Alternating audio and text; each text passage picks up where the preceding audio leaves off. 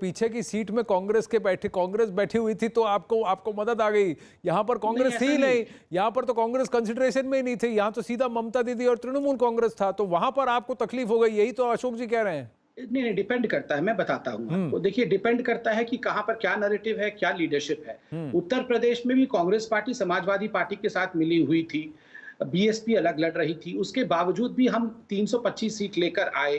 बंगाल में भी तृणमूल कांग्रेस अलग लड़ रही थी, कांग्रेस और कम्युनिस्ट पार्टी मिले हुए थे और हम अलग लड़ रहे थे। सिनेरियो वही था कि लोकल पार्टी के साथ एक नेशनल पार्टी का अलायंस था, मगर हमने ठीक किया। मगर जो हमारे आकांक्षा थी, संपूर्ण आकांक्षा, अभी तक तो we are not meeting the whole expectation that we had. ये बात तो इसमें कोई दो मत नहीं है। मुझे लगता है ग्राउंड पे कौन से नैरेटिव चल रहे हैं, किस प्रकार का वहां राजनीतिक स्थिति है। जैसे कि तृणमूल कांग्रेस का एक बहुत बड़े अरसे से उनका संगठन ग्राउंड में रहा है, वो ग्राउंडेड संगठन है।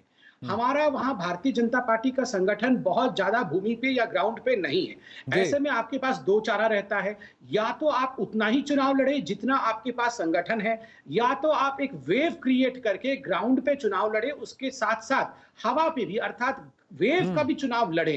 देखिए, ये दोनों के समन्वय के कारण भारतीय जनता पार्टी को जो आज सीटें मिली हैं, ये ग्राउंड में चुनाव लड़ना, उसके साथ साथ एक माहौल का चुनाव भी हमने लड़ा है और उसी का नतीजा आज ये सीट्स है। नहीं, माहौल का चुनाव तो आपने लड़ा है, लेकिन अशोक जी आपको लगता है कि कहीं ना कहीं इनको आकलन में देखना पड़ेगा कि इनके जितने लोग वहां पर तृणमूल कांग्रेस से इधर आए, जिनके भरोसे इनको लगा कि अपने काडर को बढ़ा पाएंगे, अपनी सीटों को बढ़ा पाएंगे, उन्होंने डिलीवरी ही नहीं की। तो जिन प्लेयर्स को आपने इंपोर्ट किया वो प्लेयर्स ही नहीं चले। अशोक जी, सवाल प्रश्न। हेलो, आवाज आ रही है मेरी? हाँ हाँ, आ रही है। प्रश्न ये है कि मैं बार बार कह रहा था कि लोकसभा चुनाव के समय भले नरेंद्र मोदी का नाम चला हो, सब कुछ हुआ हो, लेकिन 120 तो कॉन्स्टिट्यूंसी ऐसी थी कि जहां लोग भाजपा से प्यार करते थे जी। भाजपा का आदमी वहां खड़ा हो गया, भाजपा के ऑफिसेज वहां खड़े हो गए, भाजपा का लोकल वहां बूथ पे खड़े होने वाले लोग खड़े हो गए। वो तो भाजपा का अपना संगठन था। उसके बाद भारतीय जनता पार्टी को शायद इतनी जल्दी हो गई थी रिप्लेस करने की। मैं मानता हूं कि उन्होंने कहा कि एक वेव पे भी चुनाव लड़ाया जाता है, इस बार वेव बहुत ज्यादा खड़ी कर दी और ग्राउंड पे काम कम हुआ।